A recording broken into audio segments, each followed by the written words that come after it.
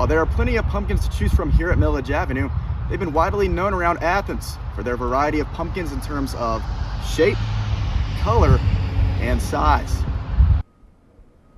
Doing all right, Riley. I'm actually here right now at the Athens-Clarke County Transit, which is one of the many polling locations that will be used in tomorrow's state midterm election. Georgia's next governor, along with many state and local representatives, hang in the balance.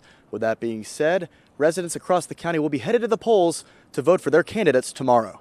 College football fans across the country were glued to their television screens in what has been one of the craziest games of the season, when the Tennessee Volunteers upset the Alabama Crimson Tide 52-49 on Saturday night. The Vols kicked a game-winning field goal as time expired, replacing the Tide at number 3 in the latest college football rankings. Now, a couple hours earlier, the number 1 Georgia Bulldogs handled SEC opponent Vanderbilt with ease in an easy 55-0 shutout over the Commodores. Georgia takes a bye week before next week's matchup against the Florida Gators in Jacksonville, but much attention has already been placed on the following week's matchup, when Tennessee visits the Classic City in a battle of top 5 teams on November 5th. Meanwhile, the MLB playoffs are in full swing, but the division champ Atlanta Braves have hung up their caps for the season. In the National League Division Series, Atlanta fell in 4 games to the Philadelphia Phillies with an 8-3 loss Saturday evening. And after a convincing 28-14 win over the San Francisco 49ers on Sunday, the young Atlanta Falcons seem to be finding their identity much earlier than many anticipated in a season that was focused around rebuilding. And now at 3-3 on the season, Atlanta is tied with the Tampa Bay Buccaneers for first in the NFC South. That's all for your sports today. For Grady News Source, I'm Wynn Andrews. Good evening. I'm Wynn Andrews, and welcome to Grady News Source. We begin today's show with Queen Elizabeth's state funeral, which took place today at London's Westminster Abbey. The late Queen's closest family members were in attendance, as well as many world leaders and hundreds of thousands of people. While the funeral took place over 4,000 miles away from Athens, local residents were tuning in. When asked in a 60 Minutes interview on Sunday if he would send U.S. forces to defend Taiwan in the event of a Chinese invasion, President Joe Biden answered, quote, "Yes. In fact, if there wasn't an unprecedented attack." There is a much more direct approach than how the U.S. has traditionally handled Chinese policy. Audrey Haynes, a UGA Associate Professor of Political Science, believes this move may be focused on a larger diplomatic impact. Bouncy houses, snow cones, and Civil War reenactments? News Source reporter Riley Roberts tells us how these all come together to preserve the history of Jackson County. You've heard about Saturday in Athens, but Sunday was just as eventful for those attending the historic Athens Porch Fest. Porch Fest showcases 155 local artists from the comfort of 150 houses. Starting at 1 in the afternoon and ending at 8 that night, residents drove, biked, and walked to these houses across 6 historic neighborhoods to listen to every genre of music imaginable.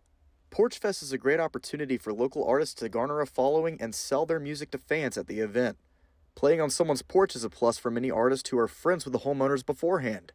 Porch Fest is great. I mean, it's really fun to have a live audience, especially after a few years of not having live audiences. So anywhere we can play, but especially on our friend's porch, it's just such a casual environment, you know.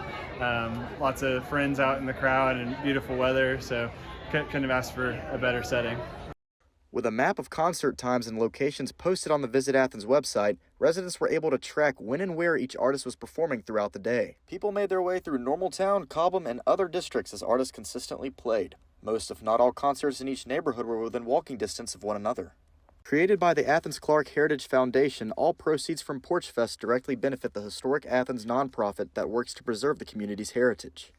We saw families, we saw dogs, we saw everything in between, but this is really an opportunity for us to come together with our community and celebrate what makes Athens so special.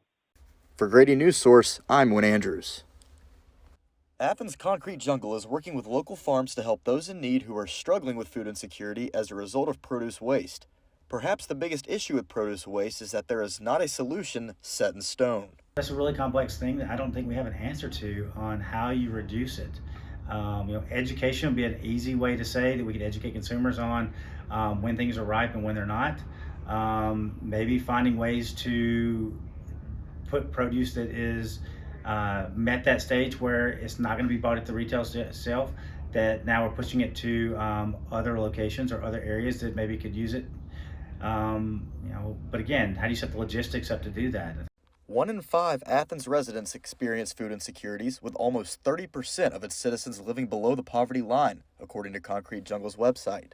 To help in the battle against hunger, Concrete Jungle volunteers travel to local farms around Athens, the most recent stop being Maney Vine's Vineyard in Homer, Georgia, for a muscadine pick. Volunteers handpick the produce from trees and land that might not be used otherwise, placing the items in buckets before emptying them all into crates. With volunteers being essential to Concrete Jungle's mission, a good turnout for each pick is a must. The volunteers are the heartbeat of this organization. If they don't show up, we can't pick. And usually they do. But sometimes in our off season, that's when things can dwindle and people might forget about us. And so since we can only pick when, produce is producing, that becomes a challenge to kind of retain those people. Concrete Jungle partners with multiple programs that receive and distribute the food, including Our Daily Bread ministry. Those in need and volunteers alike are just one example of those treated to a variety of food items each day. Many don't waste any time.